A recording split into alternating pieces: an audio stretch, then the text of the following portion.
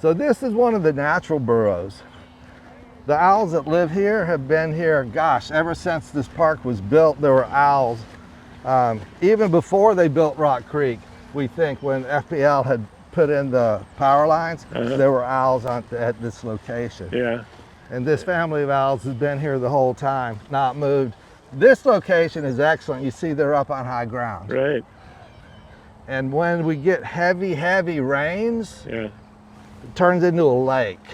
Sure. Yeah. And you can't see all that grass out there. Wherever you see the little perches, Yeah. when it's a lake, they look like tombstone crosses. Right. And I saw that just broke our hearts. You Yeah. know, it's like, Kelly, we got to do something. Yeah. So we had just gotten permission to put in the rope to protect these Right. burrows from being collapsed by mowers. Yeah. We went back to Carl and said, Carl, look. And we showed him pictures of all their burrows underneath water. Right. So he said, okay, let's put in some artificial burrows. So we put in 6 pairs of artificial burrows on this property. And we'll go by those in a bit. But all the burrows that we put in, there's a pair over there. You see? Sure, and they're all elevated, right? They're all on high ground. Yeah. So the owls can have a safe, high, dry home. They won't have to worry about these. Every so often, once a year, maybe every other year, I'll meet a group of their residents. We'll set up a table outside. We'll do an owl talk and walk. Yeah. So, yeah, we do that in our area too. So all the neighborhoods around it, you know, we have a cookout. Oh, cool. And then we wind up, you know, telling them about the owls in the neighborhood. So Cookout, I like that idea. Yeah. That's great. We did, for our members, when we had done the translocation project, we had a group of people that would go out and monitor the owls dawn and dusk. We could read the bands on their leg, the numbers, with the binoculars, and we were able to tell which owl was moving to which burrow, because they were hopping around. They would not stay, in one spot. Right, yeah. So we were able to have a kind of like a reward party at Flamingo Gardens. You're familiar with Flamingo Gardens? Yeah, they were looking for new members for their group, and we decided that, well, we could bring in our group and they'll cook for us, and then our people can join their friends of Flamingo Gardens if they choose to. Okay, yeah. Nobody chose to. They were so sad. We just took advantage of them. But I was a member of Friends of Flamingo Gardens, so they got my usage, and they were able to have their function they wanted and have people actually show up. Okay. They told me, said, Paul, what are we going to do? We don't have anyone signing up. I said, I'll bring some people in. Okay. All right, so we're going to walk on down to hiatus and then come back. Okay. Did you want to take pictures? I'll take a picture of you.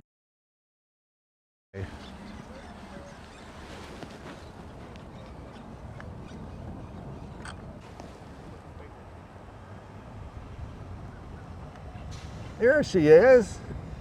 Come on out, Mama.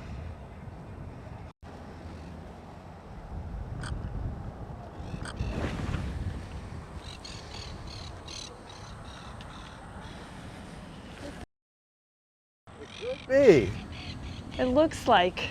Yeah, it looks dark. They look recessive to me on the left-hand side. Oh yeah? Which, Rick, if you haven't seen that, have you seen them with the dark eyes or the different colors? No, I've seen speckled ones. Speckled. I've seen speckled ones, but not the dark eyes. Yeah, so I think it's the left one here. The left one? All right, let's see.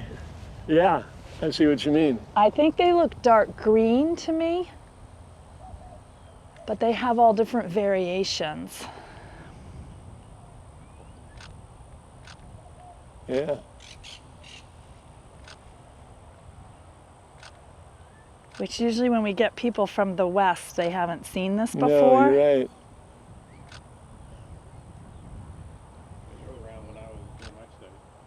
Yeah, you must photograph some of the first ones, right? Yeah. Yeah, all of ours are bright yellow. Bright yellow. Bright yellow. Yeah, which is a good sign. Yeah. Yeah, that's what they should have. Well, I know. Yeah. So too much inbreeding. Too much here. inbreeding. That's what we hope the study will definitively demonstrate. But All right. and you had your So you're owls. doing the DNA samples then? Yeah. Okay. And you had that done on yours? Well, with Conway's study. Yes. Yeah. He didn't come down, but one of his researchers came down and collected data. And how did they trap them? With a one-way trap. You know, I mean, he did have a camera. He put down to make sure there was Scoped. somebody in there. He had to Yeah. scope it. So make sure there was an owl in the burrow, and then he put the traps on and collected them that way. We were up in Clewiston yesterday working with one of his assistants, Raquel, and we were trying to collect blood on, I don't know how many they collected, but about 5 is what they were hoping to get, 5 samples.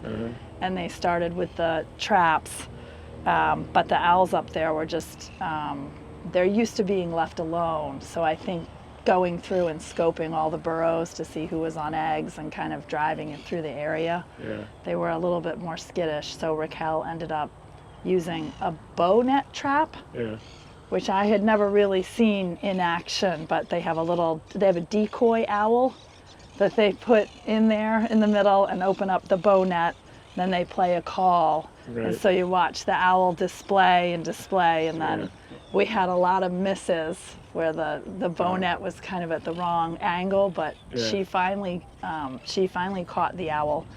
When we watched, 2 owls flew up and we thought she had missed again, but there was 1 owl inside, so 3 had kind of come over. And then she was able to get 2 more with the bow net trap. So that seemed to be more successful, but you really need to be out there later at night. Yeah, after sunset, but it's quite a process. Oh, yeah. Have they ever had any problems with the bow nets hitting the owls or anything? No, and they're a very, what do you call it, like a light release or a slow release. But it was quite a process. They did all the feather measurements and the parasite, and it was almost a half hour working with the one bird. Yeah, it's time consuming. Yeah, no doubt about it. Yeah, and did yours get banded? Yep. Yeah, so you can. Yeah, so they can be detected if they're captured somewhere else. Yeah. So, yeah. And do your owls migrate? Yeah, virtually all of them do. And so there was a study at the Nevada test site, which is not too far away. It's about 40 miles from Las Vegas. It's where they used to explode atomic bombs. Okay, and they stopped doing that in '92. But anyway, so they actually wound up putting transmitters on 7 owls. Okay. And one of them stayed at the test site. The other 6 went to either Southern California or to Mexico, the Baja area of Mexico. So now, where did they come back to? Only 2 came back. And one of them came back to within a mile and a half of where they were captured. Okay. And then mated with a different female, and then went back to the Salton Sea area the next winter. All right. The other one that came back to within 60 miles of the capture site. Okay. North of Tonopah. So the others, we don't know what happened to the others. You know, either the transmitter Maybe fell off, or they didn't were make it. suffering predation or something like that. Yeah, we don't really know. Yeah, but that's where they generally go, as far as we know. Yeah. And there were similar results with David Johnson's study in owls from Umatilla area. And I think he did 15 owls, if I'm not mistaken, or something like that. And the females wound up going to Southern California or Mexico. Okay. The males stayed in the area. Oh, and kept their territories? Went north. They went up to Washington State. I'd heard about them going north. Yeah. You think, well, snow, lack of food, why would you go north? Well, he claims that they wanted to stay close to breeding area, To get so back they can get back earlier. early to get the best burrow. To get the best spots. Is what he claims. Yeah. So. Huh. Well, you were But- telling me but that's one more common in thing. bird world. It was only the old owls that did that. The young males all went to Southern California. Huh. So the older ones, maybe they had learned. To the nearby. If you come Save late, some if you come late, energy. you get a bad You spot. get a bad spot, yeah. Yeah, I haven't found the secret yet. yeah. Interesting. That's interesting. They're not the only birds to do that. A lot of the migrating birds will do that as well, right? Yeah. Bill was explaining that to me once upon a time. You guys want to walk over to see a pair of naturals? Sure. All right, guys, we'll let you be. They're so curious. They'll stand there all day checking us out. Yeah. That's one of the, when we go to the orchard, that's one of the things. So when people are coming there, the patrons are coming there, they're looking at the owls like this, Yes. and they're going, well, why aren't they flying? Why are they just standing there? I said, that's what they do. They're like the couch potatoes of birds, Exactly. They just hang around their burrow. So you'll see some burrows around where the guide wires come down. Yeah. Because they keep that patch. The owls have a hard time digging through the St. Augustine grass. Yeah. But over in that area, well, they've got a man-made structure that they can get under, and they have an opening in the grass that they can dig through. So Okay. we see a lot of these around, Yeah. and we just let them be. We'll give them a little perch, and we'll rope it off, put a sign on it. Of the 6 pairs of artificial burrows that we installed here, the pair right over there has held the owls the least, and that's because of residence dogs. Okay. Dogs are supposed to be on leash, and Yeah. it's a supposed to be world, and Yeah. well, maybe we'll hit that on the way back. Okay. There's another pair further down, which is very successful. When Kelly and I first came here, we were walking through the transmission line path. We actually found, you have all these birds, you hear them up here. They're monk parakeets. Oh yeah. Monk parrots. They escaped from Metro Zoo Miami during Andrew back in '92. They lost their aviary and all kinds of birds got out. Yeah. So these birds have been living here since at least '93, '94. They worked their way up, and now they're just all over the place. Yeah. Every year or two, FPL comes out and they wash off their nests. Okay. Yeah. We actually, on our original walkthrough to find locations, we spotted a bald eagle I remember up on the that. post. Yeah. Yeah, there's only half a dozen pairs of bald eagles in Broward County, and one of them came over from Flamingo Gardens and was over here hunting. Yeah, That was a surprise. Yeah, with the monk parakeets, I remember when I was out here doing the research, FPL would show up and they didn't have these cones yet, and they would just literally knock the nests right off the top, right to the bottom. There'd be babies everywhere. Oh, And I just remember calling the FPL people over saying, guys, get these babies out of here. This is going to be your PR nightmare. What do you mean? When these publics see what you're doing to these parrots, you watch. So they were out there gathering all the babies, and I said, call the Wildlife Care Center, maybe they'll take them, but whatever they can do. Back then they could. Now they Yeah. can't take them because they're considered a Non-native, non-native invasive, so they're on the list of species that they can't Yeah. accept. Yeah. But now I think there are parakeet rescues that will help them. Yeah, those cones you see up there on the corners, it's primarily to prevent the monk parakeets from nesting there, because what they would do is they put so many twigs up there that the twigs would fall and cause all these breakage on the circuits. On the lines. So everybody'd be losing their power out here, and so they had to try to protect them. And those are called the xenocones. I helped FPL design those. Oh. And one of the biggest, what they're doing, you see the cone shape on top. Yeah. We didn't want the birds of prey. The problem they had in the morning is when the birds of prey take off, they accumulate all their feces Sure. and they slice it. Yeah. So you can have this 8-foot slice Yeah. going across the lines and all kind of breakages in the flowers. So what they were trying to do is prevent the birds from sitting on those corners. And with little cones, we had to get them to right.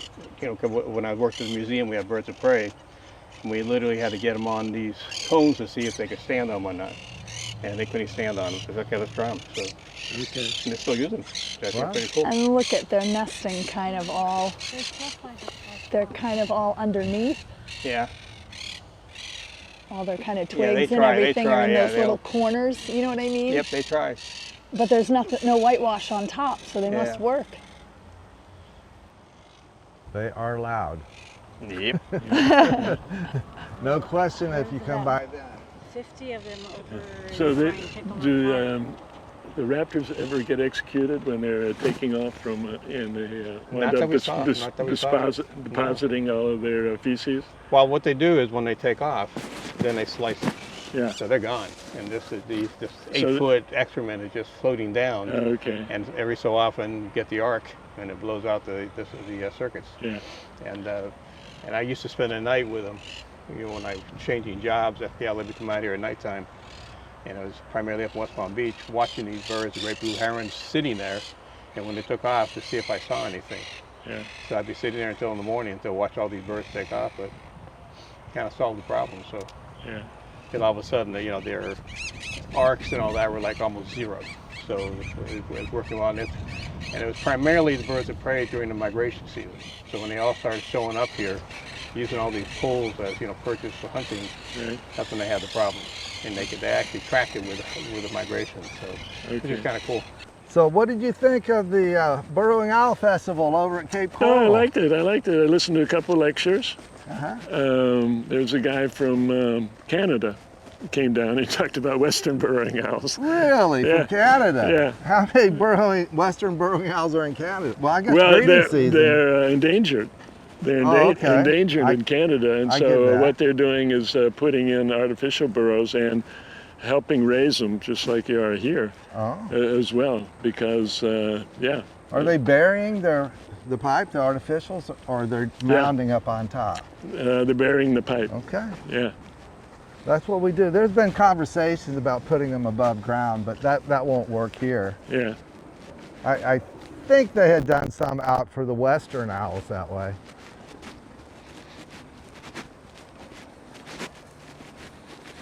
So just recently, there's been a pair of owls that have lived in this one natural burrow, kind of like that first one that we saw. They've lived there forever, generational, Yeah. many generations of owls. And now they're not in their natural burrow anymore.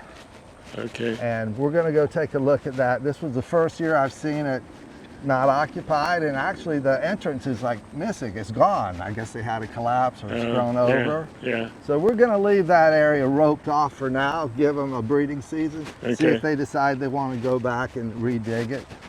And they're in the pair of artificial burrows that we put nearby. Okay. And that's their full-time home now. All right.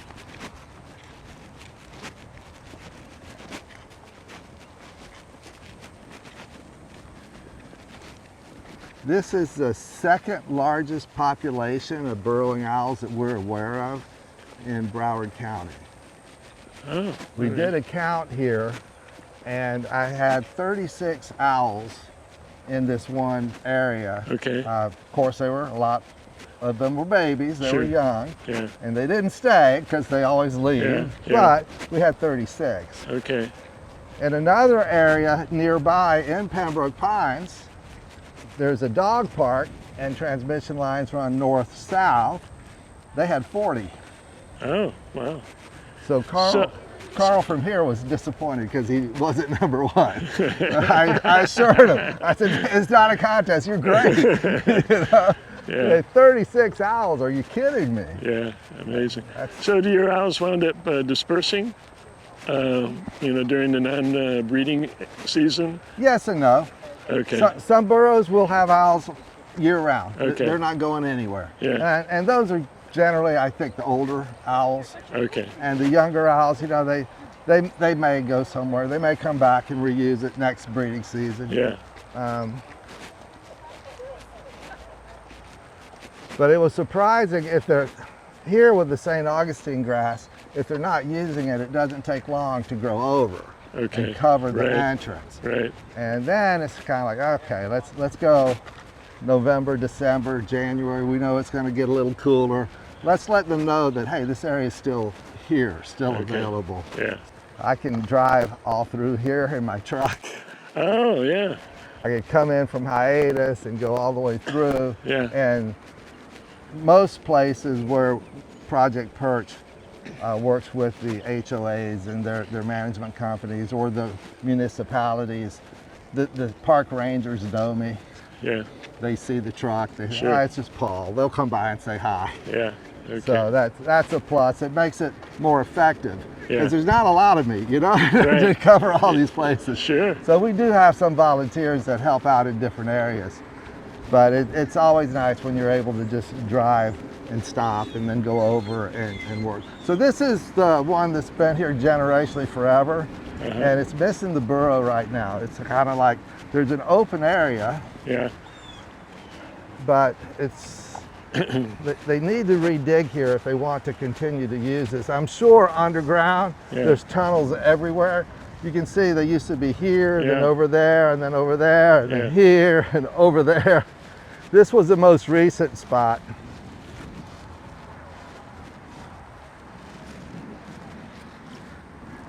But Mr. and Mrs. this burrowing owl are over here now. Oh, okay. Yeah. So we'll go and actually put eyes on a pair of installed artificial burrows. Okay. We put all these burrows in one day. I came out here, I just did one pair, went and did another pair. It was a long day. But I was Yeah. like, okay, man, got her done. All right. So you have 2 burrows here? Yes, Okay.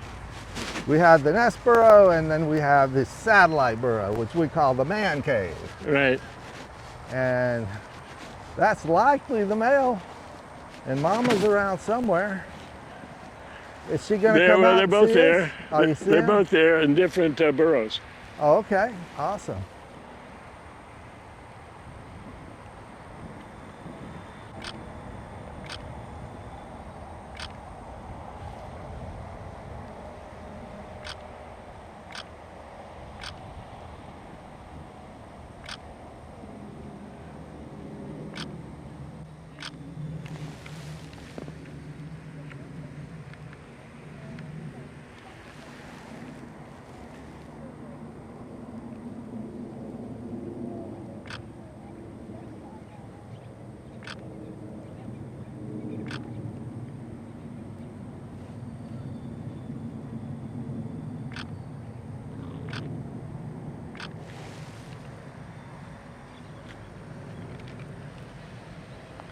Do you guys put perches out?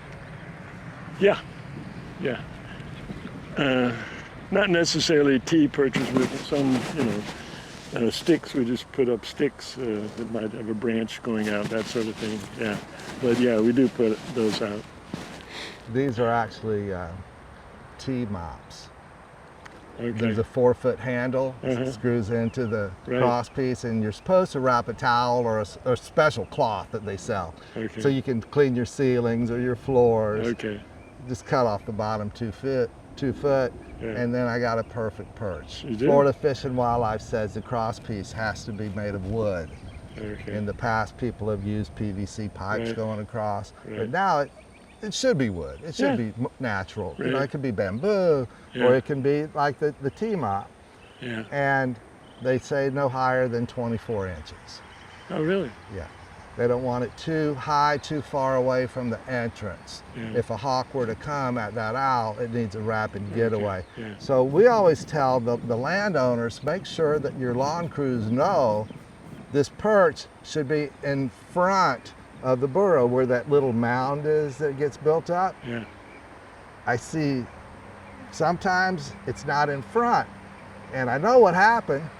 Those string trimmers get wrapped around and it comes out of the ground, and here's Mr. Lawn Guy just sticks it in the ground anywhere because he doesn't know any better. Sure. Yeah. So I let the landowners know, hey, and when we do presentations, I let the people know. Yeah. If you see the perch and it's not in the right spot and that owl would have to stop and change directions to get in his burrow, Yeah. just walk in the rope and move the perch. Yeah. Put it in front. You know, Yeah. you won't get in trouble. You're doing the right thing. Yeah. Because people, they want to help, but they see that rope, they think one thing, that's how close I should go to look at the owls. Yeah. And no, that's not how close you should go. That's where the mowing has to stop. Right. And they Yeah. go, oh, really? Well, that makes sense now. Yeah. And so the more that we can educate the public and the landowners and the lawn crews, the better off for the owls. Yeah. You can see where the rope has been tied on the side some Yeah. places. Photographers will cut the rope. I've had them tell me, Oh, Paul, really? you got to stop using these yellow ropes. Use like green or camo ropes for us. No. No. You know? They want to be visible. Come on. So or lawn crews will cut the ropes so they can mow in there and Yeah, tie them back yeah. up, which they shouldn't be mowing, and there defeats the purpose. Now, the actual 40 inches in the box that we install is non-collapsible, but because we cut out the back of that valve box, they'll tunnel. Owls love to dig. They'll turn this thing in 10 feet long is that right? burrow. Yeah, Wow. yeah. Huh. And we've seen that, documented that. Really? Yeah.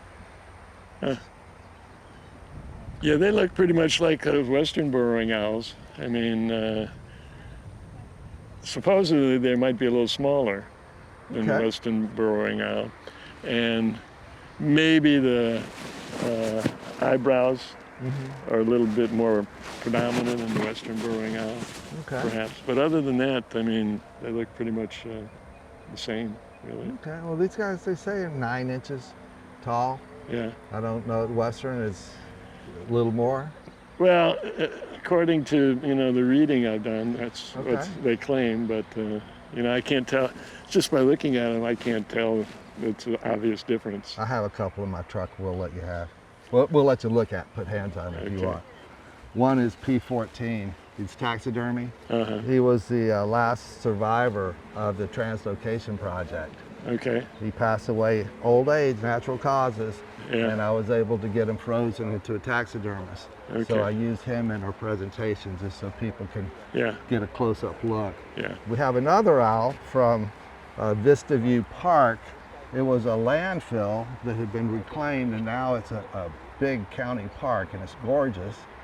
They had an owl. I had a rescue call. Paul, the owl's injured. Can you help it? And I came, picked it up. Had been hit by a vehicle, and it was not able to survive. Yeah. So we have that owl taxidermied as well. Full article. Yeah. I have a question for Dr. Mealey. Any idea what that is on top of that pole? I noticed that. Like it's stacked. So we can start, hopefully start looking at some of the What kind of cylinder is that? What is that for? I think that's the only one that has it. Have you ever seen that No, before? no, that's new. It's new to me too, and you were talking about the cone. Yeah, I go, well, yeah. maybe you know. It's a new cone. What is the purpose of that? Okay, I don't know. well, I'll have to ask around. It's the only one. Yeah. Take a picture of it. You can probably give it to him. He'll tell you. He's got it. Is it cell tower related? Yeah, Cell I tower wonder, yeah, I related? wonder. Because look at all the boxes on the bottom. See all the boxes Yeah, around the yeah. bottom and all the power? Maybe so. I admit. Huh. But that's the owl network. Yeah, It's not yeah, the human network. yeah. They talk. Have you seen the two-headed owl? No. It's right here. So is anybody banding these guys, or? No. You seen the two-headed owl? It'd be pretty cool to find one banded that I did years ago, but they're probably way past its lifespan. I think it's past Yeah, its oh, yeah. And we really haven't seen any bands from the airport study. Oh, In MIA? years, Miami, right? Miami International? No, the ones we did up here, the ones at the preserve, Oh, at okay, West okay, Ridge, okay, yeah. okay. Yeah, And of course we have P14 stuffed. Okay. He was the one that stayed on the preserve all those years and Okay. then died of natural causes. Okay. We estimated him to be I think 8 years old Yeah, it's about, based on his yeah, banding information. it's about right. But Yeah, they confront a lot, especially here in this, in the urban areas, the cars and pesticides, but they tolerate it. Now the release birds, Pedro and the friend, have the color bands on, Okay, P74, yeah. P75. And that helps them. So help tell if they go back to the bad Right, location. right. They'll know it's that same bird. Okay. So Here comes the vehicle. Watch out behind you. You're in the road, you'll go around. this way.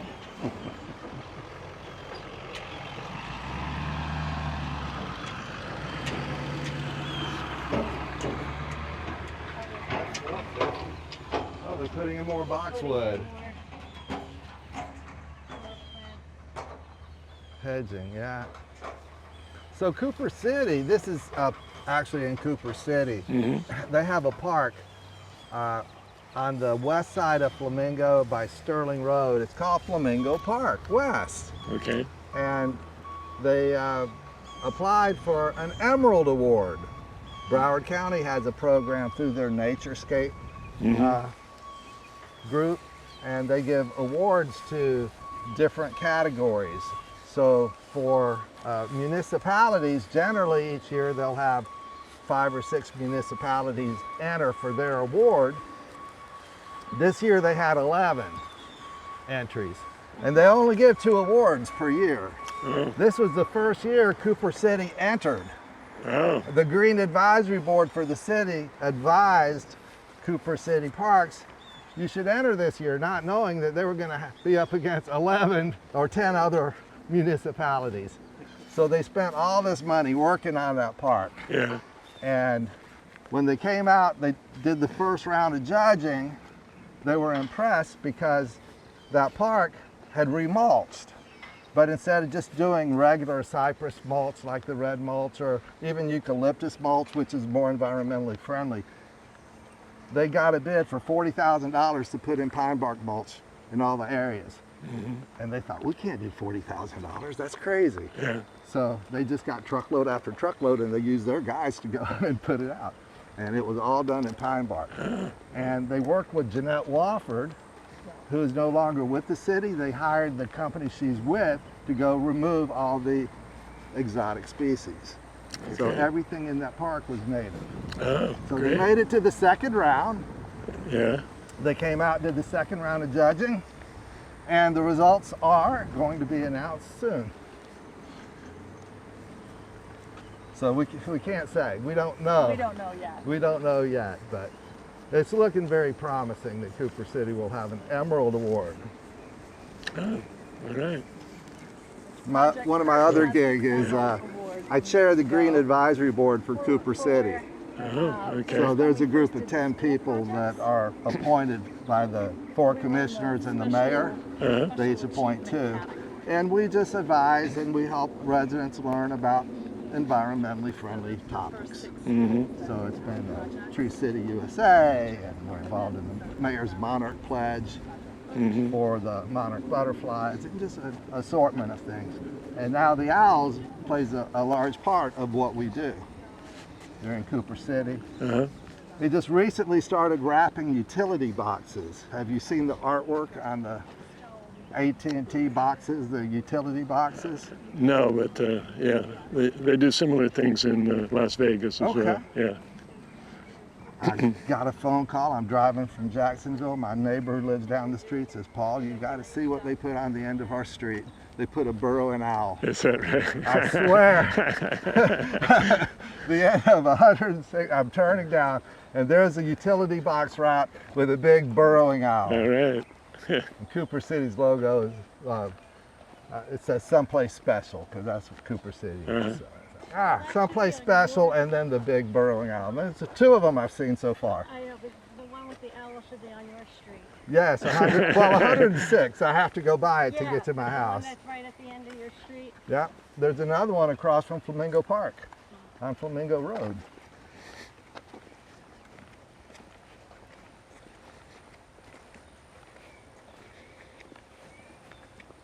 So the plantings that they've been doing in the last decade are going more and more into native plants. They're getting away from That's good, putting in the non-natives. Yeah. We had someone join the board because they wanted us to get rid of all these dead plants. And we told them, this isn't dead. In Florida, you know, plants keep the leaves year round, Yeah. most of them, Yeah. but not the crepe myrtles. Uh-huh. But they'll come back and they'll be beautiful. Yeah. So we're coming up to a pair that we put in. It was the last pair of artificials to actually attract owls, and I was telling you this because of the dogs. Mm-hmm. People live over here, they just turn their dogs loose and they just come and run all around. But eventually it held owls for several years, but there's no owls there today, or now, living there. Hopefully they'll come back. Or a new pair will show up. Yeah.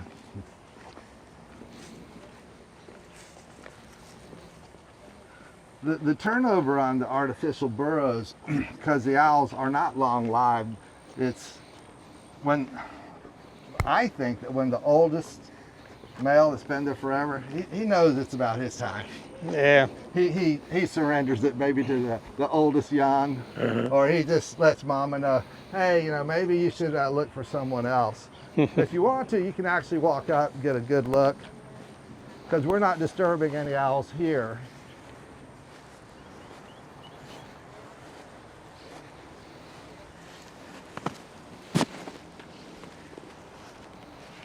So you see, this pipe is white, and the pipe I showed you in the truck is green. Right. This is the water used for water lines. The green is used for sewer lines.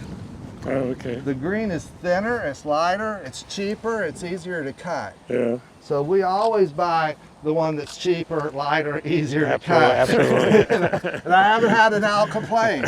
Not one time did an owl complain. Yeah. Don't they have But little people want signs out to there? donate to us. Okay. And they say, oh, Paul, we have all this pipe. So free is even cheaper. Sure. It's harder to cut, it's heavier, but But it's free. But it's free. So that's why we have white pipe here instead of green. Okay. We make use of Do you it. still cut the bottom up? Yes. Okay. Uh-huh. We're cutting a quarter. Okay. Yeah. We did turn a 90 on the saw. Okay. The only problem with cutting that much out, we used to try to do between a quarter and a third. Right. Depends on the substrate. If it's real sandy all the way at the top where the pipe's going, Yeah. the bigger the opening, the easier it is for that pipe to settle right down right. and fill up on its own over a year or two, Okay. especially 3 or 4. Yeah. And we found that if you come back in 5 years, 10 years, the tension on the pipe tends to close. So we can put something in that's got a 4-inch gap, come back years later, it's got a 2-inch gap, Oh, wow. Okay. just because of the tension in the pipe. Yeah. Cool. I didn't know that part. My day. I know. I thought Dr. Mealey something. It's probably wrong. I probably just. He's made a it lie. up. It's a lie. Probably just making up Don't believe stuff. a thing he says.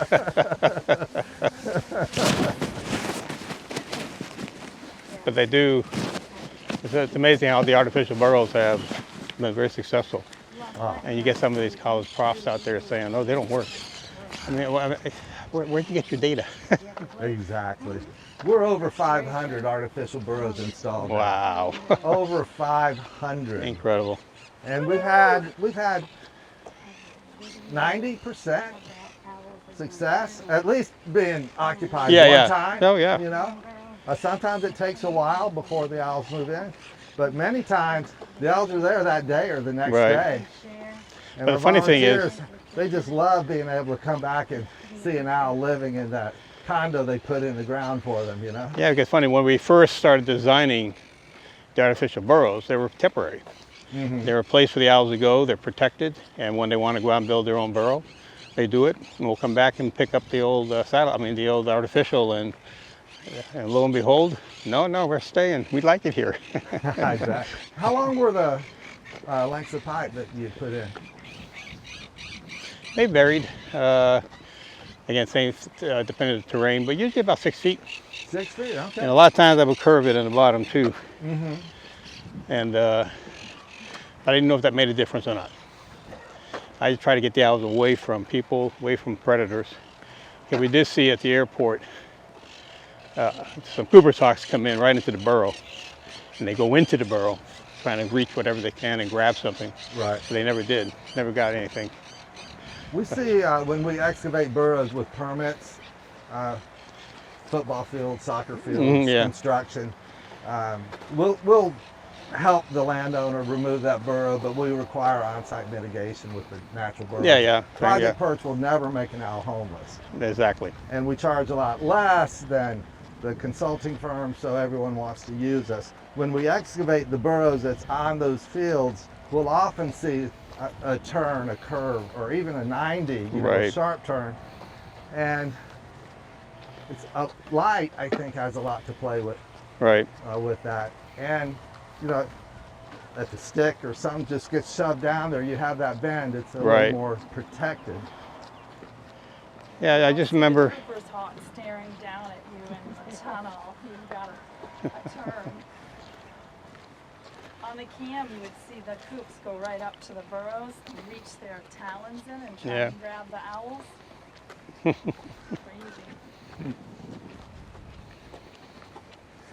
Are the Coopers still down here? Yes. Okay. We have Cooper's hawks. I just took one to the Wildlife Center this last year. There was an injured one over at Sawgrass Mills Mall.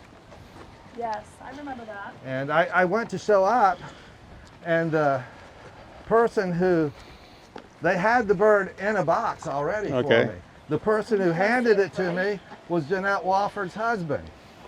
He's in charge of their maintenance at Sawgrass Mills Mall. I never met him there. I met him at events around the city. Okay. I was very surprised when he came up to me with a box that had a Cooper's hawk in Wow. it. I remember when they weren't here during the non-migration season. Then slowly my wife was doing rehab at the museum, and all of a sudden she called me over, and I went over there, and there's two babies there. She goes, "What are these?" I said, "Those are Coopers." Yeah. She said, "Where'd they come from?" She goes, "From Coral Gables." So, okay, let's put them back in. Huh. And then the same year, this old little farmer, Cuban farmer down by US 1, got one in too. And he called us up, and we went down there. They're nest right on top of this thing. And I was like, wow, they're here to stay.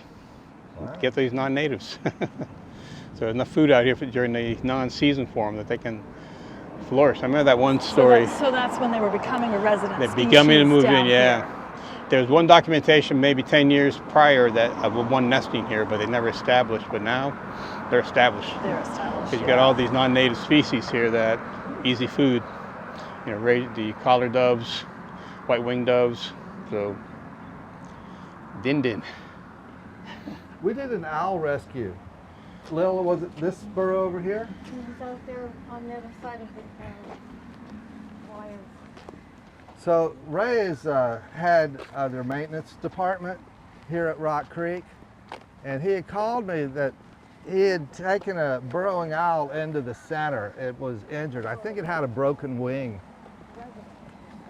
And it was nursed back to health and ready to be released. And we knew approximately where he found it, but I wasn't sure which burrow it's in. Generally, when I do a burrow release, I'll tuck the owl into the burrow. Right. And then I'll put the towel that covered the carrier Right. to block the entrance. So we'll give them 20 to 30 minutes to calm down. Right.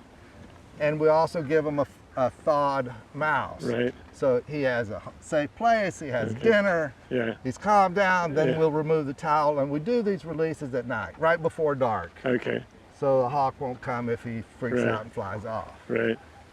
So we brought him back, and instead of putting this owl in the burrow like we generally do, because I didn't take the owl from the burrow, we just set the cage out for 20 to 30 minutes in that area so he could smell and hear and Right. get his logistics of where he's from. Says, oh man, I must be home.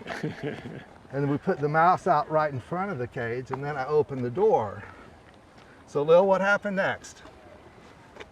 Oh, he stood around for a while, he stiffened, and all of a sudden another owl came in, and we thought that maybe that owl was going to chase him away.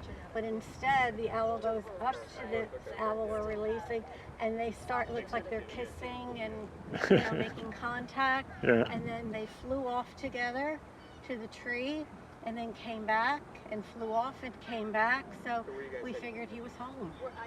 It's like, honey, I'm home and I brought dinner. And we had a mouth offer. Like you went out for a pack of cigarettes and came back 6 months later. But that was the first time I had ever seen it, and I think you too, Paul, where there was immediate connection. Amazing, yeah. We So had that at Tefford Park once. There was one of the parents of the owls had been killed. So we took the young to the center along with the mother. Then we nursed the young, got them healthy, and brought them all back. Put in artificial burrows so that they had more housing. yeah. And that reunion was pretty good. So how successful, when you wind up translocating these owls, how successful do you get? Do you keep track of that? It's been 10 years since the translocation project. They trapped the owls in December 2015 from the airport. And they had 16 owls, 15 owls originally we moved. We put them in after they spent a month at the South Florida Wildlife Center trying to break their site fidelity. If we'd have just moved them, they would have all flown right back. Right. So they spent a month with Dr. Snyder at the Wildlife Center. Okay. This was December 2015. In January 2016, they moved into artificial burrows. There was 2 artificials in each 10-foot pelican cage. And male and female in each. And we started with one cage had 3 juveniles. Okay. The other 6 pairs were male and female in a cage. They needed to be fed. When we took, and then another owl pops up at the airport. So we put in an 8th cage. We took one of the juvies out and put it there. So now all the cages have 2. Okay. And when we removed the cages, 5 owls took off. 2 of those owls returned during breeding season and mated. 3 owls went to the airport. We trapped them, brought them back. This is the site, and maybe that could. Okay. So the 3 that went to the airport, we trapped them, they came back longer. 3 owls took off, we never saw again. The airport owls were all banded. So this is owl country, so they're good hunters. I'm sure those 3 owls we never saw again did well. Yeah. The other owls stayed on site, and we just watched them year after year. They produced young. We had, well, we'll see this when we go to that location. We would actually put a burrow outside of the cage, and locals went into those burrows. Okay. Hey, buddy, are you the one that we returned?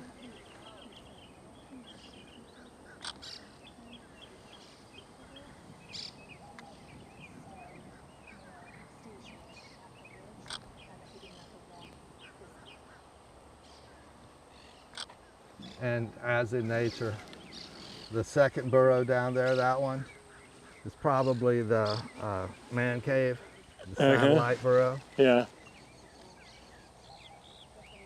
Takes a lot less space when we put them side by side. Yeah. A poster of the different faces of the burrowing owls. I think there's like 16 different eye configurations on that poster. Huh. So I'm told that the western burrowing owl likes to move into prairie dog holes or whatever tunnels they can find. Yeah. And that they don't dig. Is that true, that they don't dig? They don't dig. They take over, well, in the grassland area, they'll take over prairie dogs. Mm-hmm. In Nevada, we wind up having desert tortoises. Okay. So those are very common places where the burrowing owls use, and the kit foxes and badgers and squirrels. But they don't dig their own. Those tortoises, we have gopher tortoises here, and I was removing a burrow by an airport up in Pompano Beach. And it's right next to where the Goodyear blimp station is. Uh-huh. I think the satellite burrow for this family of owls was at the Goodyear blimp site. Ah, And you know, occasionally the blimp would be out and, you know, there while I'm doing my work. So we had to, they were putting in more hangars for the jets at the airport, and there was a burrow that was in the way. So we told them, yeah, we can help you. We need to do artificial burrows somewhere. So right, maybe 150 yards was a park, a horse park, and they gave us permission. Sand and Spurs is the name of the park. When it came time to remove the natural burrow, it was a gopher tortoise burrow. And generally, I'm not this deep, you know, in the ground, digging out that back wall. Sure. I had never been in an owl burrow that large. wow. It was just crazy. The gopher tortoise, man, must have lived there forever. Huh. It was a pit almost. It Yeah. was craziness. I'm throwing the dirt up like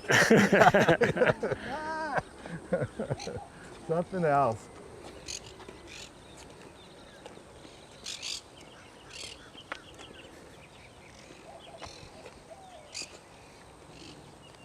Well, the weather's nice today. Yeah. It's not too hot. Thank goodness it's not August. Yeah. You don't want to come in August. Well, you do, but it'll be a little sweatier. Yeah. And the rain's not here, so that's a good thing. I brought our owls, Kelly. We're gonna Oh, good. let Rick see P14 and the Vista View owls. How did you get started with owls? When they purchased those 2 lots, Okay. they wanted to have monitors to see how successful they were. When was this? This was in 2018. Okay. So it was through Red Rock Audubon Society. So they made a call out to everybody, you know, if you're interested in being a monitor, then, you know, sign up. And then, so I did that. And so on and off during that time. Here's another thing about the Nevada test site, all right? So, of course, they had all these projects at the test site, you know, where they're detonating these bombs underground. And they put conduit underground with a lot of electrical wires. Well, after they're finished with the project, they pull all the wires out, but they leave the conduit. And so now there's a study, and they looked at how many of the owls are actually in conduit compared to natural burrows. And it was almost 50-50. Mm-hmm. I You get know, that. it's almost 50-50 as far as, you know, they took to these conduits right away. So, along with the kit foxes, they used the conduit as well. So, How big was the conduit? I think it's probably 6 inches, Okay. something like that. That's Oh, good perfect size for them. Yeah. It's a great Yeah. size. Yeah. That works. We come across owls in pipes a lot. Yeah. That Yeah, they drainage don't know pipes any better. and- They'll. yeah. We had one location, Mullins Park. The dugout was flooding, so the landscaper said, "Oh, I can fix that for you. I'll just put a pipe over, and the water will drain out of the dugout over there." But the owl moved in because he put a pipe in, open. Yeah. Paul, what are we going to do? We have an owl here now. I Yeah. said, well, you're going to rope off that area. Like, what do you mean? What are you going to do? So we were able. FWC has a clause where if it's man-made structure, you don't need the nest removal permit that we generally pull. Right. But we have to give them notice by letter or Email and get just approval. And, yeah. So we were able to put a pair of artificial burrows on the outside of the ball field. You'll have the ball field, you'll have the chain link fence, and then where the chain link fence is, it's up on higher ground, there's a drop off. So up on the higher ground, we put a pair of artificials. The owls moved right in that day. Okay. So it was a good story. Man-made structure doesn't require any mitigation, but we're pretty serious about we have to give them someplace safe to go, and we won't evict them. So Paul usually picks some nice high, dry ground, and We require mitigation. We're a little stricter than the FWC. So if you Okay. want to use us, we'll guarantee you good press. You know, you won't get bad press. Right. And the owls won't go dig on that field they because won't I go took their right pipe back. away. Right. You won't have to close that ball field because they're going where we tell them we want them to be. And it's Yeah. a safer home for Sure. them. Yeah. We had one park in Sunrise, Sunrise Sports Complex. They built 4 new ball fields. There's a tower in the middle. And before they could get their grand opening, a pair of owls was on one of their ball fields. Is that right? That's right. So my friend, Carrie Kashar, Dr. Kashar, she's a Sunrise good and green person, open spaces person. We work Their with her. sustainability Their officer, right? sustainability officer, yep. She's actually in charge of their sustainability advisory board. She chairs that one. So that's a little odd, but she asked us if we could help. We put in a pair of artificials on the back side of all 4 fields. This was several years ago. They haven't had any owls digging on their fields since. Okay. 3 of those 4 pairs, this year we went and revisited, 3 of those 4 pairs have held owls. The owls that are living where we want them to be Yeah. are the owl guardians. They're the field guardians of other owls trying to dig on their is that field. right? These owls, our owls, go and run them off. Said, you're not digging on this field. This is My field. this belongs to us. This is our 7-Eleven. This is our grocery store. So what do you think the distance is between these owls? Any ideas as far as what they tolerate? You know? I think out west you have much more distance required between them. So I know our regs are based off of Western research, and they say at least 150 feet you have to have between the burrows when they're installed. But we have owls that live quite close to each other in extended families. So The Florida Fish and Wildlife regulations, when we're putting in pairs of burrows, they require a distance of 150 feet Okay. between artificial burrows. And that's based off of, we were talking earlier today about how we have the nest burrow, then we have that satellite burrow for the male we call a man cave. They also have a distractionary burrow many times. Yeah. And that's where they say up to 75 feet. I've seen it much closer and I've seen it a lot further. Yeah. It's not based on prairie dog holes here. right. It's that where the owls choose, but many times they choose to dig that distractionary burrow not because of the distance, but because that's where the hole in the grass is. Okay. Yeah. And so it's Opportunity. determined by Yeah, the opportunity opportunity. Where sometimes. can we put in the Okay. distractionary burrow? Yeah. And the purpose of a distractionary burrow is if there is a, say, red-shouldered hawk here, the male will go to the distractionary burrow. Hey, I'm over here. Ignore Right. my family. Right. Leave Yeah. them alone. Yeah. Yeah. So they figure 75 feet from the nest both ways. That's 150 feet. So we have to put 150 foot distance between pairs of Okay. artificial burrows. And does it work? I think so. Yeah. But colonies here, like Kelly said, they're extended family.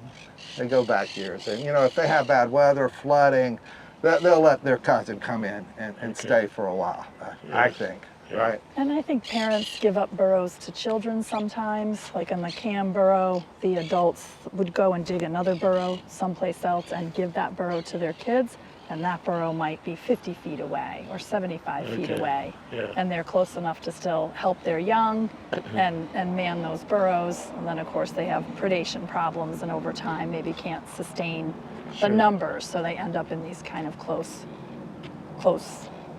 configurations. And we see that like at Clewiston, where they have this huge field to choose from, right? And they could kind of separate themselves along the drainage ditches. They're really all along one line, and you have burrows kind of in each mound, and they're quite close to each other. So I think they want that colonial nature where they're gonna Yeah. get some help. For safety. Yeah, for safety, they can hear everybody and see everybody Yeah. flashing, hawk, Yeah. Yeah. Are they close where you are? Or do No. they kind of divide it up?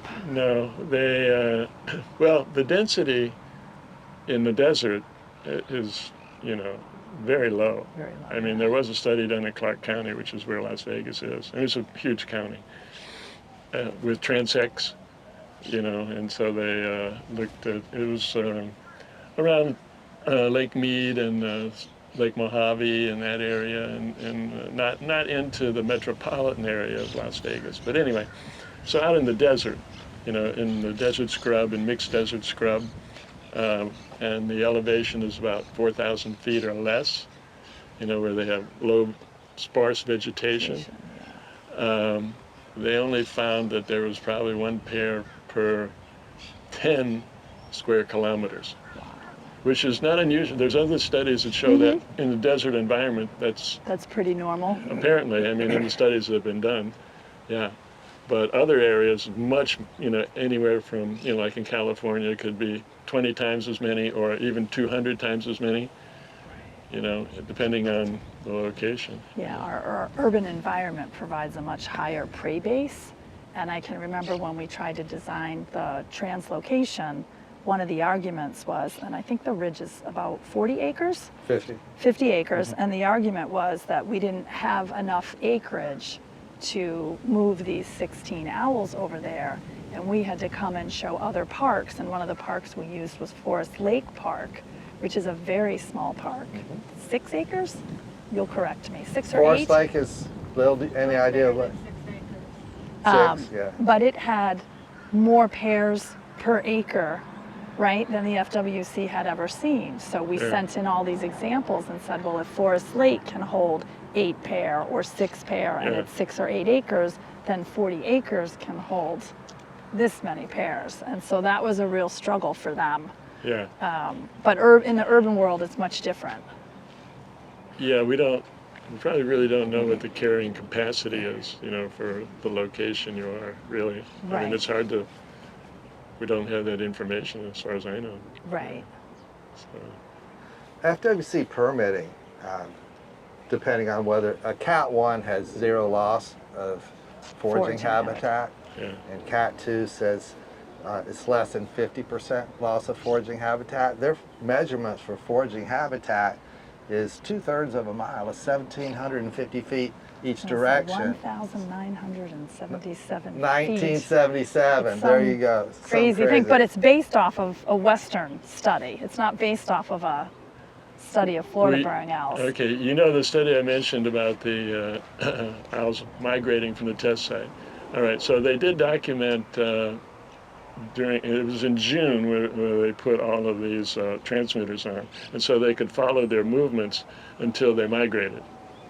And so the area that they had for foraging ranged from about 15 miles to 40 miles. But most of the dots were around 15 miles. I mean, that would, for the desert environment. I mean, there's really not a lot of food in the desert. Yeah. So that seems to be what it is for that particular area. Yeah, on the translocation we try to describe it more as a mercy mission, because the owls were getting, the airport had put in a new runway and resodded everything, and that pushed the owls to the old runway where they were getting hit. So they were losing about an owl a month. So when we go to move them to the preserve, the state really wants us to put backpacks on them and transmit them and follow them. But we argue back, one, that's an awful lot of money, right, for the transmitters and somebody to monitor them. But that we felt like with bands on them, color bands that we could see them, the majority of the owls were either going to stay at the preserve or go back to the airport. And with bands on them in an urban environment, everybody's photographing and watching owls so that we would get some return data. Yeah. And in all that time, we had owls at the preserve and we had owls at the airport with bands, but we really didn't get reports of owls anywhere else with our bands. And we had one pair, we say, P8 and P10, that left and then came back a couple weeks later. So it's interesting. In the desert, I've heard that the owls, because our owls, they don't eat plants, but I have seen them, there was a cactus bud, like the little flower at Broward College. and I saw an owl eating on that. And I heard they do that. I'm thinking at the desert, there's probably some cactus. And I was just wondering if you've ever noticed an owl getting food by eating plant material. No, I haven't seen it. And where the owls are at the Rainbow Owl Preserve in Las Vegas, where those two lots are, they're right next to the orchard. Okay. All right. And so they may bring over, you know, apples that have kind of decayed, and that's to decorate their burrow. But I've never seen them eat any plant matter. No. Okay. But that isn't to say that they don't. I know Susan has photographs of them, but they're really just wiping a blade of grass, and I think they're just getting the moisture, and they don't seem to be eating the grass, or they could be anting. But she does have pictures of them kind of almost like bill wiping, maybe along blades of grass. Yeah. That's the only plant material I've ever kind of seen in the photographs with them. Yeah. How about water? I haven't seen owls drinking water. No, I think they get it from their prey. Yeah, pretty much. Yeah. Yeah. I saw an owl at not Forest Lake, one of the Cooper City parks. It's right along the lake. Tamarind? Tamarin? Yeah. The playground with the six Tamarin. along the... Tamarin. Owl flew over the water and his talons went into the water. Oh. Right by the bank. Was it on the at sunset. shoreline? Because I know Right by the that, shoreline, yes. I know that owls will eat snails. Okay. There's all sorts of pictures, certainly, of the owls down in Argentina and other ones with the snails.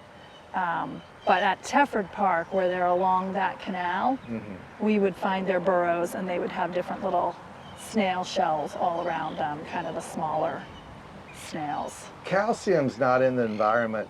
We have less than half the calcium now that we had 30 years ago. And the females can't carry enough calcium in their bodies to produce the egg every 36 hours. So they have to supplement their diets with calcium. Yeah. That's one of the reasons why they love these snail shells. Okay. My wife just showed me this time of year, there's an article on, instead of putting out bird seed, put out eggshells. You bake your eggshells, you don't throw your eggshells away. Yeah. You bake them 250 for 20 minutes. It kills any salmonella. You crumple them, not into dust, that would be too fine, but little pea size, put it on a plate, hang it outside, and the birds will come and they will take the eggshells and eat that so that they can have enough calcium in their body Right. to lay their eggs. Yeah. I go, wow, That's neat. how about Yeah. that? Yeah. Yeah. Yeah. Well, that's a neat story. And when you mentioned good the way to snails, recycle. that's Yeah. exactly why the owls are eating snails, because they need the calcium. Yeah. It's a good, easy food source too, right? Easy to catch a snail. Yeah.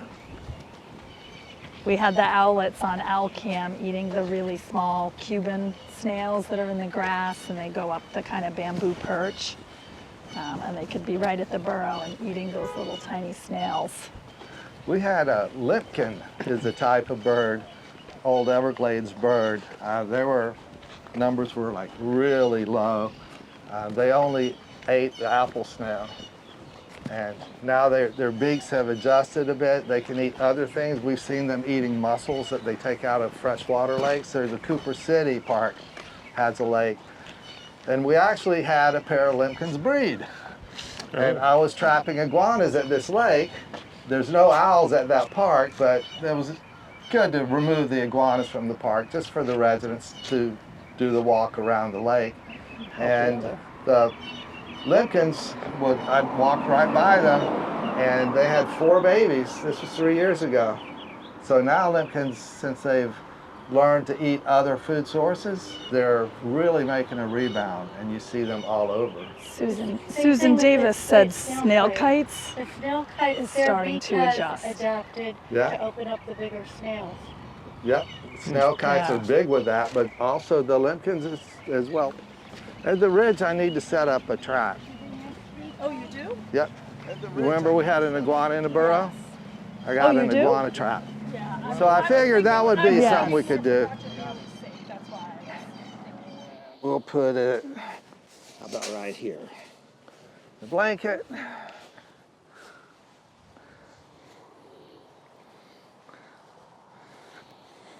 So I actually saw an iguana. He was sunning himself. He Oh, was wow. halfway out of this 2 days ago, Uh-huh. and he ran back in. And you can see now there's a line, Yeah, the tail. that Yeah. tail drag mark. So I'm not sure if he's in there right now. Sometimes if I see him run in, I'll angle the trap so there's Right. one way out. Right. But I'm gonna set up the trap here and bait it so that he'll see there's food here for him.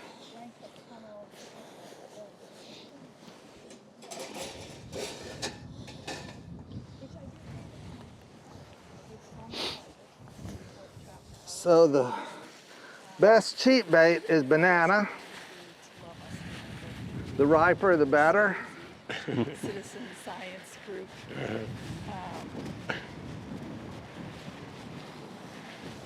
But we learned a lot, and he had to. The most common produce he had code to used at donate his Walmart time for our is project, banana, and the the code Oh. for banana, down. because it's so cheap. But, So you know what I Walmart mean? I says could they tell have he to was have committed people because up in the front end, watching the you know what I mean? people He ring stuck up with us themselves, Right. through. because they're buying So how long did it expensive take? produce On the and they're bananas. putting the code in, weighing them as bananas. Times Yep. out here, I can see that. So we're gonna we toss haven't had any. a couple to the back. Had to move any else. It's been 10 years since we did the initial. Then we're gonna put one translocation. right here so he can get a taste. And he'll say, oh, this is pretty good stuff. Then he's gonna come over here, eat this one. Then he's gonna go there. And he's gonna keep going until he steps on that pedal, and then the door will shut. It's a live trap. Yes, a live trap. Oh, look at the signs. Yeah. I How told you cool the police is stole that? took our trap. So Linda found a place to get these signs online. They were $8. That's awesome. So I figured, yeah, let's put them out so people know we're not trapping the owls. I will come back before dark to take the Hopefully. iguana, or at least close the door, because I don't want to trap raccoons and possums. Yeah.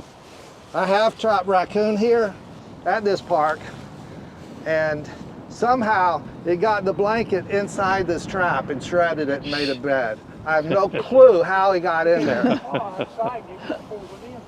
Yeah, it was incredible though. The hardest thing was getting him out of the trap. It was like, man, this was a ferocious little guy. He didn't want to come out. He wanted me. And it was like, never again. I always close him before dark. Did he talk to you? He did. Yeah, he sure did. So let's see. We'll put one facing that way. Maybe I should get my you can put it hole up. digger and put one facing this way over there. So I'm going to get my post. Yeah. See him? He's like, what are you doing over there? Yeah. Are you hooking me He up? flew when we walked by him. Like, are you hooking me up and getting rid of this nasty iguana? Which I don't know. Do you remember the story when they had was it a Nile monitor got loose here? No, no. It was a pet in one of these homes back Okay. here, and the construction people were working there, and they felt bad for it. It would swim in the pool, and it lived in the cage, Wow. and so they let it go. And then it was roaming around here, and nobody had a trap big enough Right. to try and trap it. So Grant made a trap. Paul and Grant were out here trying to trap it, and the state was out here trying to trap it. But I think at some point they learned it spends like almost all of its time underwater. Yeah. So it was gonna find the canal, and they didn't. I'll have to ask Paul where they catch it, but they catch it like it had gone through the canal Okay. system, and they catch it. Oh, okay, okay. They caught it. They ultimately caught it, Okay. yeah. But it was crazy, and so people had photographs of Yeah. the Nile monitor walking around their cage. Because and they're aggressive. they're huge yeah. too. Set that post right in this hole here. Right there. I'll let you get that because I've Okay. got one. All right, you can hold the post for me Gotcha. and let me have them out. We're good here. So this one's gonna be people coming from the north. We'll put one over there for people coming from the south. Paul, do you remember the strangest thing you had to trap out here? Oh, bamboo? The Nile monitor? The Nile We monitor. were trapping Nile monitor. There's a back road from Treetops Park to here. And we actually were going through the back road. Town of Davie was allowing us access to Flamingo Gardens from the back way. Wow. And we found the best spot where bamboo would be. And we set up a trap that Grant Campbell had made. They didn't have a because trap of the big size. enough. Yeah. And we baited it with ground beef. And as it turned out, the monitor had been trapped previously a couple days prior at that location and broke their trap and escaped. Oh, jeez. So he wasn't going in our trap. Yeah. He moved on. That spot was spoiled. Eventually they found him Far away, State Road right? 7. If you follow the canal from Right. Griffin and Orange due east to State Road 7, he was sunning himself. That's probably what, at least 5-6 miles, Wow. maybe 10. Far away. He was happy. Give the canals to get access. Yes. The entire city. There you go. That'll work. I bet we Oh, yeah. Everyone was so worried about the owls during that, and we were like, I think the owls will be fine. Yeah.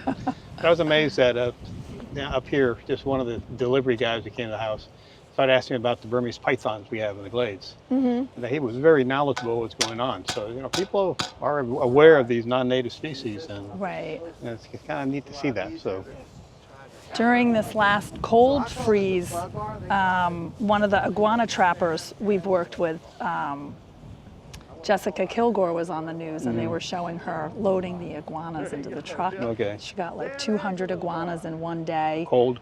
Yeah, they were Okay. they were cold, Yeah. and so she was talking about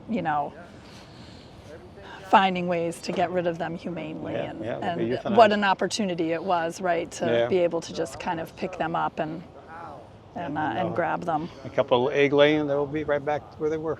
right, Yeah. right. There was a news reporter down here. I thought that just had to let a python wrap her as part of awareness for the No. for the pythons. Okay, I haven't seen So, that. I don't know. They have a huge python removal, Yeah, but they keep it's catching not them. working, right? No, they keep catching them. My wife and I were just talking about when we drive down to Flamingo from the Everglades National Park. You always see raccoons, see marsh rabbits, nothing. All the mammals are gone. All the small guys are Everything. been wiped out. So who knows what's going to happen? I mean, eventually the pythons are going to run out of food, and that could be their demise. So we have to hope. And now we've got the iguana on Yeah, the now you got the iguanas here. same course. Yeah. I think I naively, when I was thinking about Project Perch in the beginning, Grant and I, we used to debate, how many burrows will do it. If we get 250 burrows, if we get 500 burrows, what would be enough burrows to try and save the burrowing owl population? I was naive or unaware of the iguana problem. And of course, I start in 2009, 2010, which was a very cold. Right. We had a couple cold winters and a much lower iguana population. And then we end up with, Ashley comes to us from the state. She's going to work on the volunteer aspect of Project Perch, the state and Project Perch working together. But she was an invasive species expert, and she was the first one to say, you got to start worrying about these iguanas and these black spiny-tailed lizards. Yeah. She wanted to set up cams and look at them, and then we were just 4 years later or 5 years later, where I would drive around and it would be this perfect burrowing owl enclosure, Right. and there would be the iguana, Yep. Took and over. we'd be like, Yeah. take over. Yep. So I don't The problem. know. It's a huge, can they Yeah. survive iguanas too on top of everything else? That'd be tough. I don't know. Yeah. I'm sure they eat the babies. The iguanas.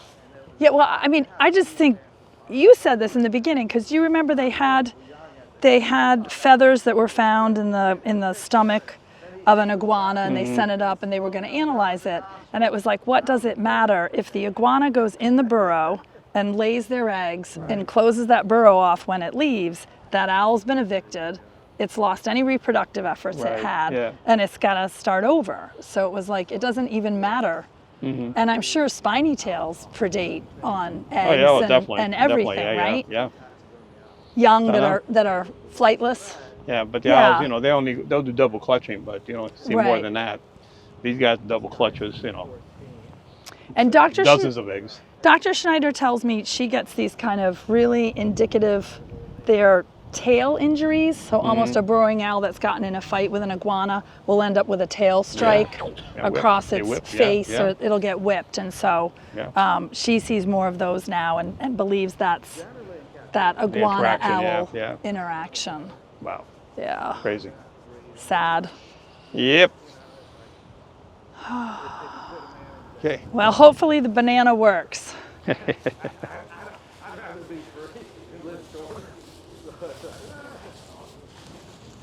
Exactly, that's very true.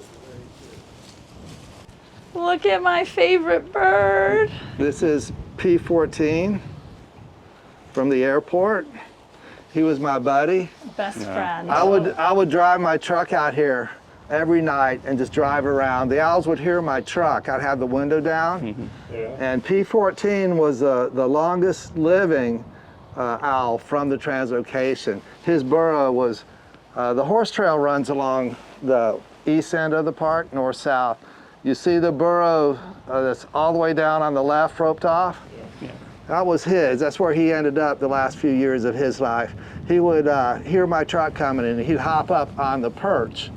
And my window would be down and he'd look at me and I'd look at him. He'd give us a little hoot. And then one day he wasn't out. And it was October 30th, 3 years ago. And I thought, well, they just mowed the grass. So that's sometimes they're skittish. You know, the next day he'll be out. So I'm coming through on Halloween and the other owls were out. He wasn't out. I went to check and he passed away right at the entrance to his burrow, which is odd because generally they're going to pass away down in their nest. Yeah. He wanted me to have him. Yeah. So I was able to scoop him up before the ants got to him. And Very cool. Took him to the We- care center. the care center froze him. We were able to get him to a taxidermist. And And so they couldn't find, they believe cause of death was old age. They couldn't Okay. find anything else wrong with him, which was so exciting for us. P14 is part of our educational process now.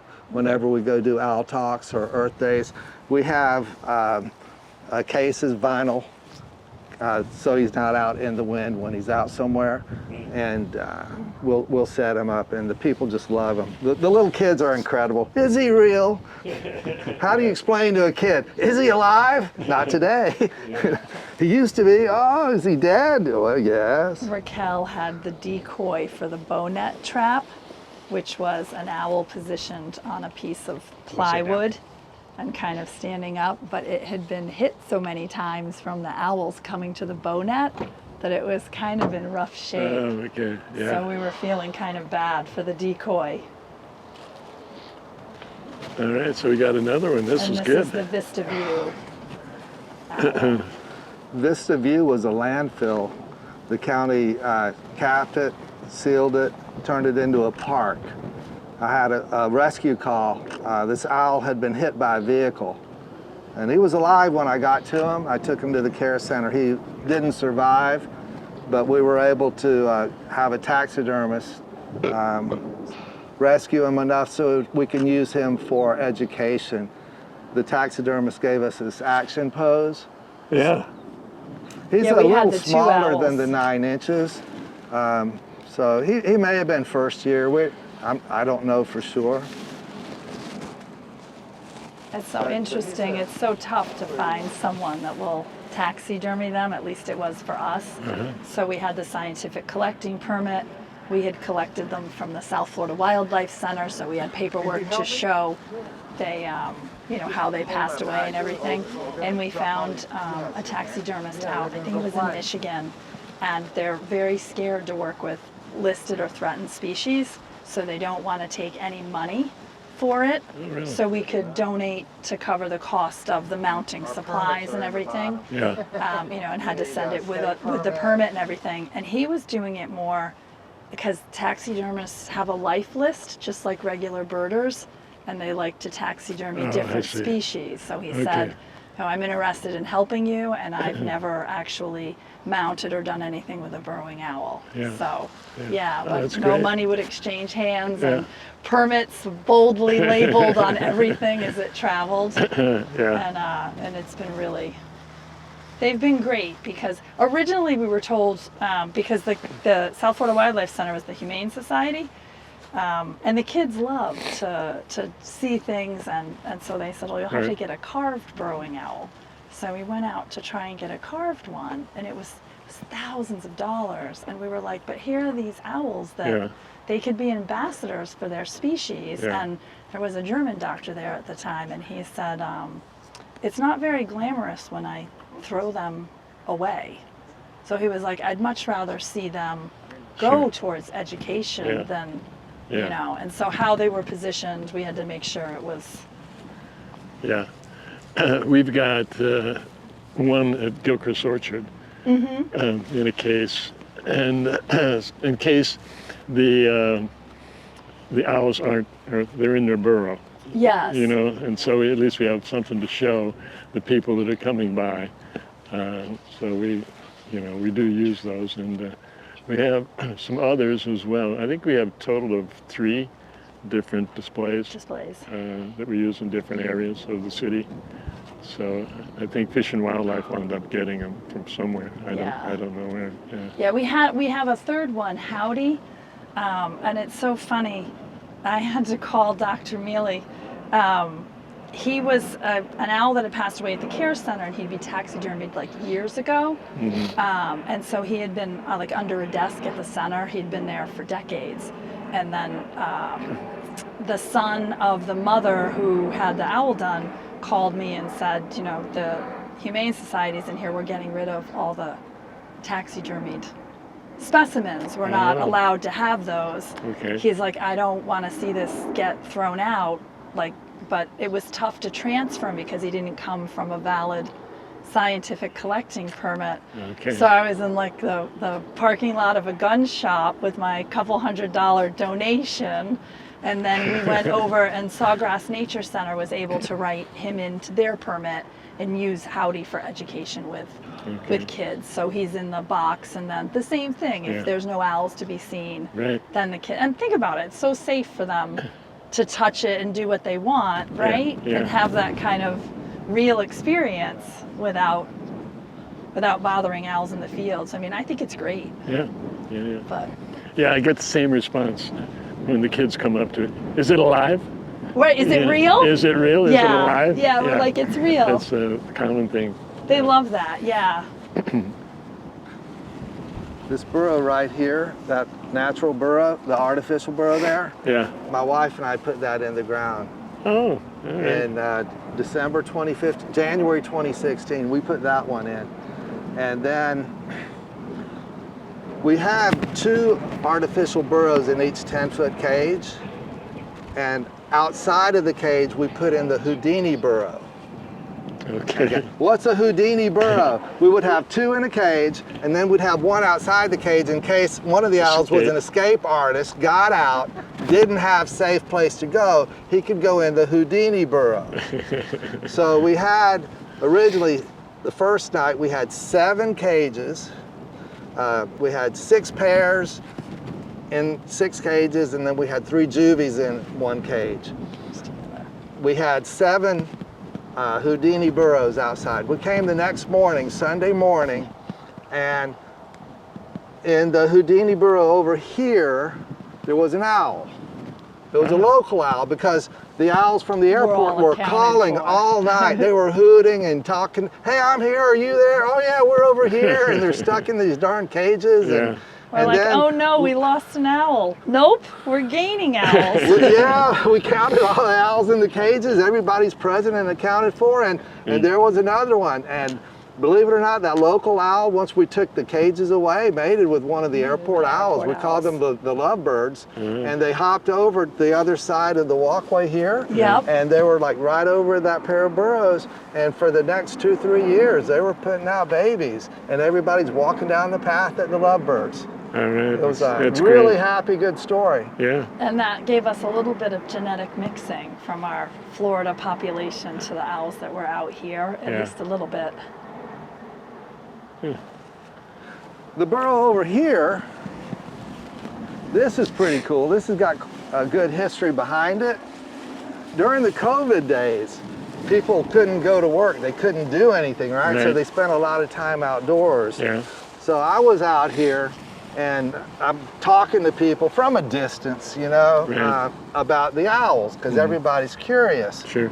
And lo and behold, there was someone shooting video right here and someone taking pictures. It was that video guy's daughter shooting the pictures. Her name was Lindsay. Oh, it was Tom. Tom and I first met right here. Is that right? During COVID, yes. Okay. And I was talking to them about the owls, and they were loving the owls, and people would be walking by and I'd leave them for a second to talk to the park users or residents. And Tom said, you know, Paul, when you're not here, these people don't learn about the owls. Yeah. We need a short video. Yeah.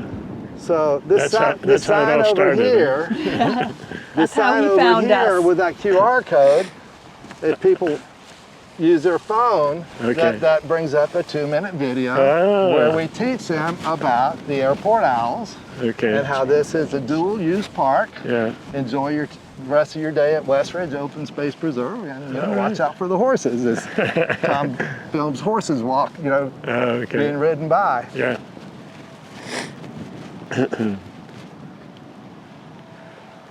And See if these, it still works. it still works. Go ahead. You have your phone. I do. Let's see. I think the sign is solar powered.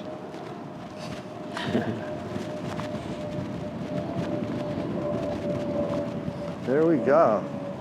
Have you seen the video? No. Well, I saw the one that you showed me earlier. Okay, Tom, I met Tom here at this burrow Oh, okay. during COVID. He was learning about owls and shooting, and we talked, and he goes, I would stop and talk to the park users and residents Right. about the owls. And Tom said, we need a video here so that when you're not Dang here, ads. people Yeah. can learn about it. And that's, that's a video? eventually, that's what this is, yeah. Very cool. The owls live here sign, and the video he Very cool. shot. Very cool. In the town of Davie. This park has quite an interesting It's history. quite short. I think it's In just 2 early minutes. 2016, the park became home to a colony of Florida burrowing owls. The translocation project There you are. brought the owls here from Fort Lauderdale International Airport. Burrowing owls need wide open spaces, and the addition of another runway became a problem for the colony. The owls that live here today are the offspring of the airport owls and local owls that were attracted here by the artificial burrows. Space Preserve. All right. So now we know that everyone can have the Owlman Paul conversation. Yeah. You know what I mean? Yeah, that's kind of great. night or day. And there's, Yeah. you've put 3 of them in here in the park, so people access them no matter what way they come in. And They Paul can. never has a bad hair day. I know. Or a bad hat day. He's never out sick. The park has 3 benches that the scouts put in, and the sign is by each of the benches. You guys walk by a bench on the way up here. There's another bench along that walk. So wherever there's a bench, there's a sign. The tripping hazard was a concern with the town. So Okay. if you put it right next to a bench, it kind of minimizes the tripping hazard. Yeah. So that's why the location's here. Plus, it's like right by one of the most active burrows that we have. Some of these burrows, we put in 2 artificials first inside the cage. Then we would put escape hatch from the box coming out of the cage. So there's like 4 different openings. We had owls that were living in the cage. They'd go out the escape hatch and hunt, and then come back in, and their home was inside the cage, and they It didn't was- bother it them. We was had more pictures like- of them Right. on top of the cage, you know. More like a hack out site, right? Yeah. So they'd be in there, but they'd have access to go develop their hunting skills and do what they needed to at night. And they'd pop right back in during the day. Eventually, Stay safe. eventually we took the cages away, and Yeah. they were okay, but Yeah. it was At nice that Juvies, they they had the had option. time. Sure. We tried it once and it worked, so we did it more often. We've done it a few times. Okay. Just recently we had a cold front in Florida, one of the coldest, longest durations in years, and the iguanas were cold days, stunned. They were going into torpor, and the FWC removed the law for a weekend that says you can't transport live iguanas. They said, well, trap them, put them in a bag, twist tie it, put it in a box, mark it, and then bring it to, they had a few drop-off points in Florida. People were bringing these cold stunned iguanas, and then the Florida Fish and Wildlife were humanely euthanizing them. You can't release an invasive species, so they would be humanely euthanized. Yeah. I was out here, that was for Saturday and Sunday that weekend. I came out here on Sunday morning, and the Florida Fish and Wildlife's lead invasive person, name is Kelly. Kelly Gestring. His office is right down the road in Sunrise. And we had talked previously because we had 4 pairs of owls at this park, all on owl eggs. They were on, Mama was on her nest. And then I come back the next day, 3 of those 4 nests were filled in. Iguanas bury their eggs. So Mama iguana just went, she's too lazy to dig her own burrow. She goes right down the owl burrow, lays 60 eggs right next to the owl eggs, and fills in the hole. We lost 3 owl nests in one night. Now, if you read the information, they said, well, the common green iguana lays 40 eggs. Well, I have a picture 60, from Yeah, you guys took them out from and up laid here. them out We took and them out. counted them Let- and took a photograph. Yeah, so we documented, oh, they do 60 iguana eggs. Wow. And then Kelly Gestring was able to get his biologists out with some air rifles. I taught them trapping, a similar method as we're using now. And they donated some of their resources to help remove iguana populations from burrowing owl locations. That we'd give them the owl locations and they would go visit. Especially ones that maybe we're not having good success with. The state can come and say, hey, let us help you with your iguanas, and they tend to listen to the state. We have the courthouse one and some of the other ones. But we had the cold front, the weekend, you could bring people in. I'm out here on Sunday morning, I get a phone call from Kelly Gestring. He goes, Paul, Kelly? He goes, are you at Westridge? I said, I am. He goes, I saw your truck. I go, where are you? He goes, don't go anywhere, I'll be there in 2 minutes. He was driving down from his office and he turned around, can I drive up there? I said, yeah, come on up. I'll tell the rangers you're okay. So he came up here. And he got out and we shook hands and chatted for about 15, 20 minutes. He told me he took 10 iguanas out of this batch of trees on the day before. Oh, wow. He had a cooler in the back of his truck. He goes, this is full of iguanas, but they're all bagged up. I wanted to see them. He goes, no, they're all bagged up. But he told me that of all the locations, they had like 4 locations in Florida where you could drop off these iguanas. His had the most. He had 2,000 in the one day. Wow. 2,000. Yeah, it's crazy. 2,000? Yeah. Yeah. It was crazy. I think that But weekend did you say they it got was like the 5,000 or only it was the only 6,000. location that was in kind of southern Florida, Yes. southeast Florida? Yeah, So I was like, we need more than one location exactly. down here. Exactly right. But I was at a school and I'm walking around. They had an owl burrow on the field and I'm walking by and there's an iguana there just not moving. He's cold stunned. I didn't say anything. I'm just visiting here. It's like, I'm thinking you need to pick these up and humanely euthanize them, yeah. So we get out to the field where the burrow is and there's just black vultures everywhere. They're on iguanas. Okay. Because they're thinking the iguanas are dead, you know? Sure. They're roadkill. Yeah. So they're eating the cold stunned iguanas. I'm thinking, I should bring more out for you guys, right? That's good they're eating them, because I thought they really didn't have anything eating them. Well, And maybe vultures are adapting too, right? Oh, they're dead as far as the vulture. Yeah. Yeah. My name is Rick Walker.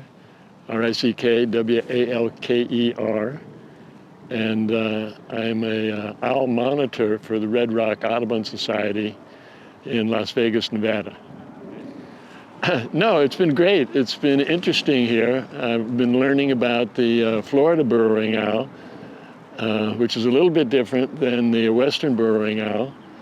And so we've seen all of these artificial burrows that have been placed, and found out some of the foods that they eat that are actually pretty similar to what the owls in Nevada eat as well.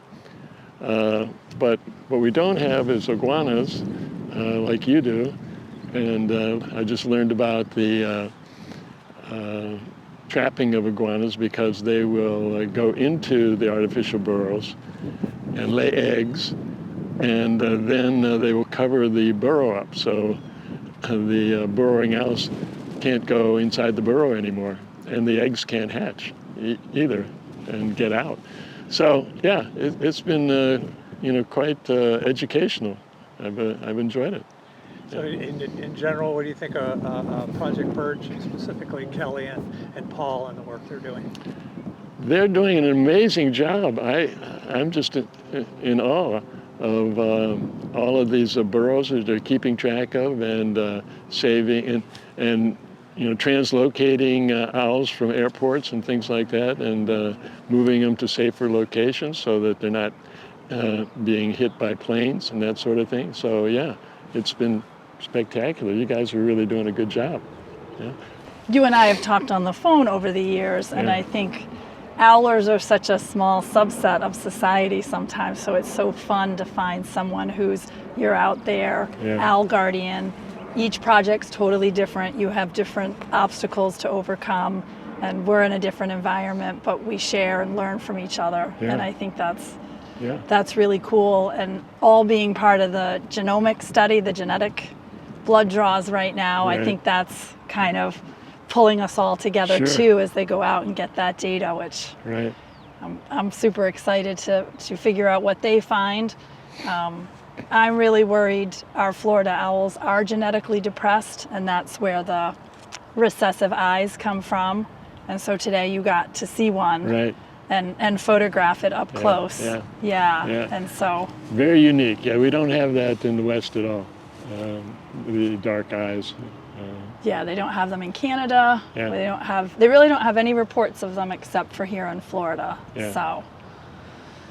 So I don't know, hopefully the genetic study will start to unwind all of that for us, and we can figure out better strategies Yeah. for, how to get some genetic mixing, if that's what needs to happen Right. for the ones here. Yeah. Yeah, and how much more important saving certain, Raquel was talking about, what if the Clewiston owls have speciated so much, they're quite different from Cape Coral or quite different from Southeast Florida. How do you start to get that mixing, Yeah. and how much more important it is to protect owls in certain places, Yeah. because they can't kind of make the hop, Sure. versus yours are all migrating, which Pretty- is neat to watch too. Pretty much, yeah. They are. Yeah. We have a few residents, but most of them do head south to Mexico or Southern California. Yeah. Very neat. So yeah. Well, we're happy to have you here. It's great that you came to vacation, right? I know. Yeah. So I guess I'm an owl nerd, and You're an then, owl nerd. Yeah. I wound up spending a lot of time. So besides the Rainbow Owl Preserve, in Nevada, you don't think about flooding in Nevada because we only get 2 to 4 inches of rain a year. Right. In Las Vegas area. But when it does rain, there can be areas that get flooded. All right. So they put in a detention basin in Floyd Lamb Park. But when they did that, they removed some natural burrows. So what we did as mitigation, we wound up putting 19 burrows in Floyd Lamb Park. Oh, neat. So I'm the guy, well, there's other people too, but I go around, it's like a 5-mile trek to visit all 19. To check on all of To those. check them and see how many are being used. So last year was kind of a slow year. It was a very bad year for owls. We talked about this we didn't have a good year last year either, and there was talk amongst the owl community. Charlotte County was writing in. They were trying to figure out, was it lack of a prey base? Was it not enough rain? Yeah. We were kind of all debating, but we didn't seem to have a good owl year. And I don't know if this is true, but we have up owl years and down owl years Yeah. cycles. That's pretty common, I think. And yeah, the year before was extremely hot in Las Vegas. I mean, it's always hot, but it was even hotter than usual for us. All right, and so I don't know if that had any bearing on it or not, why they didn't come back. So out of the 19, we really only had 6 burrows that were being used. So.